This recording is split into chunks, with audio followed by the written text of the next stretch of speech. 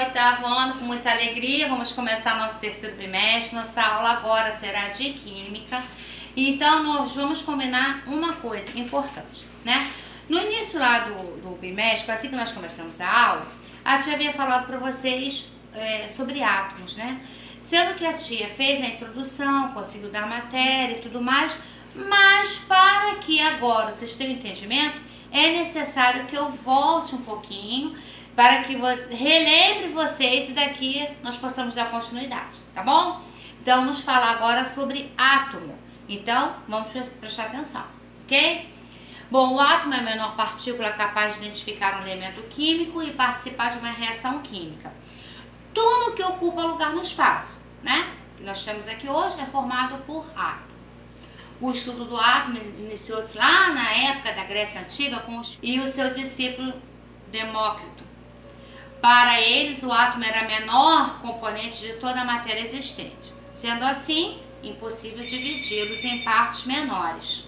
Ao desenrolar da nossa história, diversos cientistas e estudiosos tentaram definir o átomo quanto à sua forma, dando origem a diversas teorias sobre a constituição física. Surgiram, então, vários modelos atômicos. Mas sabe o que é vários? É muito. Para um instantinho só. Agora, o modelo atômico, por exemplo, ele tinha a forma como se fosse uma bola de bilhar, em 1803. Quem fez isso?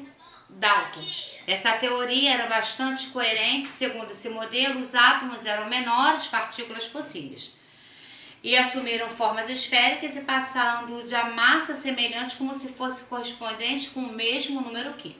Depois entrou o modelo Thomson, em 1897. Através dessa descoberta do elétron, partículas que constituem o átomo eram cargas elétricas negativas. Já o modelo de Dalton ficou, no caso, defasado. Assim, com o estudo de Thomson, um novo modelo foi idealizado.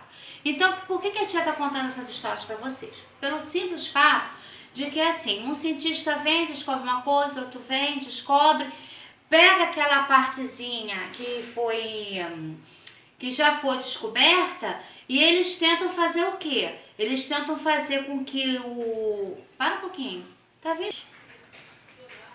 Então, de acordo com esse novo modelo, o átomo era uma esfera de carga elétrica positiva, com que os elétrons eram carga elétrica negativa.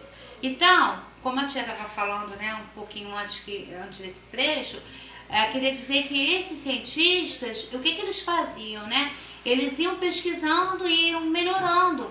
Então, lembra que a tia falou na aula passada, lá no iniciozinho, que é como se a tia tivesse um salão, né? Aí a tia fizesse uma forma maravilhosa do cabelo. Aí eu vou, com esse creme, consigo fazer um alisamento maravilhoso no cabelo e eu vou botar lá no rótulo desse produto a química que eu utilizei, né? Os produtos utilizados. Então, o que vai acontecer? Uma outra pessoa pega esse mesmo rótulo que a tia fez, né? Que está vendendo muito. Isso tudo é um exemplo, tá? Para vocês terem entendimento do que a tia está querendo passar para vocês. Aí, a pessoa vem, pega essa parte química, né? O meu só alisava. Aí essa pessoa vai e coloca um odor, bota um perfume nesse produto. O que vai acontecer? Esse produto, o meu já não vai vender tanto quanto dessa pessoa, porque ela melhorou o produto já idealizado por mim. E vocês entenderam como é que acontece? Os cientistas, eles vão fazendo melhoria, eles pegam aquilo. Não, isso aqui faz sentido, isso aqui é coerente, isso aqui não é. Eles vão fazendo a mistura daquilo que já foi pesquisado e analisado por essas mentes geniais, né? E procuram fazer sempre cada vez o melhor. E assim vai, né? É claro que daqui a alguns anos, talvez isso que eu esteja falando hoje torne-se ultrapassado e vão ter outros cientistas que vão fazer o melhor, né? Então, sempre procurando o progresso e melhorando, tá? Então, eu vou falar sobre o modelo de Rutherford, que é o sistema planetário, que foi criado de 1808 até 1910. Rutherford, ao bombear partículas alfa sobre uma lâmina de ouro, percebeu que a maioria atravessava a lâmina, enquanto que a menor parte sofria pequeno desvio e a parte sofria grande desvio contrário à trajetória. A partir desse experimento, foi possível perceber que os átomos não eram maciços como se pensava. Era um grande vazio, assim como era constituído por um núcleo carregado positivamente e uma nuvem eletrônica carregada negativamente. Essa nuvem eletrônica era composta por elétrons que giravam em órbitas elípticas. Elíptica, né? Então não é redonda, é na forma oval. Assim como os planetas ao redor do Sol, que a tia também explicou isso. Também constatou que a maioria dessa parte de massa de um átomo concentrava-se em um núcleo que rebatia as partículas alfa no sentido contrário ao bombardeio. Havia também o outro enigma, de acordo com a teoria das ondas eletromagnéticas, onde os elétrons girarem em torno do núcleo perderiam gradualmente a energia, começariam a descrever um movimento helicoidal e simplesmente cairiam no núcleo. Mas com isso pode acontecer, os átomos são estruturas estáveis. Será que eles são? Então, 2 anos após isso, Rutherford ter exposto seu modelo atômico, Bohr, outro cientista, aperfeiçoou e ficou sendo a teoria de Bohr, que foi fundamentada em 3 postulados, Então, vocês vão prestando atenção, que como as mudanças foram acontecendo ao longo do tempo, até que nós chegássemos no modelo atual. Os átomos são compostos de pelo menos um próton e um elétron, podendo apresentar nêutrons. Na verdade, apenas um átomo de hidrogênio, por não possuir nêutron. O que acontece? Você tem o átomo, No meio, o núcleo, como é formado o núcleo? O núcleo é formado por prótons e nêutrons.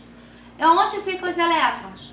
Na eletrosfera, ou seja, na parte externa do átomo, ok? Os elétrons são partículas de massa muito pequena, eles são bem menores que os prótons, dotados de carga elétrica negativa. Movem-se muito rapidamente ao redor do núcleo atômico, gerando o quê? Campos eletromagnéticos. Então, foi isso que a tia falou, tá do lado de fora. O miolo, o núcleo é formado por prótons e nêutrons. Os prótons são partículas que, junto aos nêutrons, formam um núcleo, como a tia havia falado.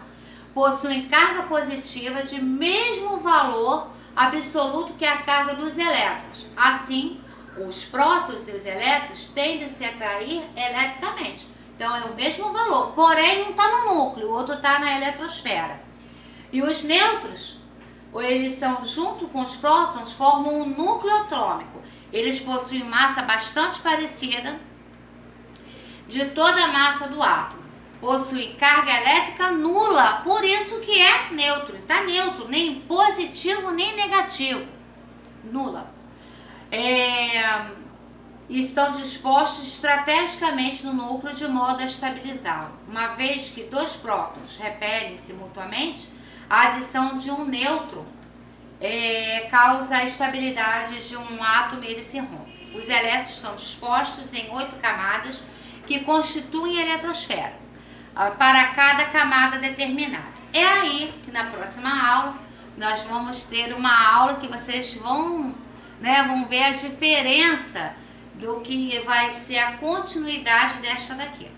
Espero que vocês tenham gostado da aula, acessem a plataforma Plural, prestem atenção nos textos, façam exercício e até a próxima. Beijinho.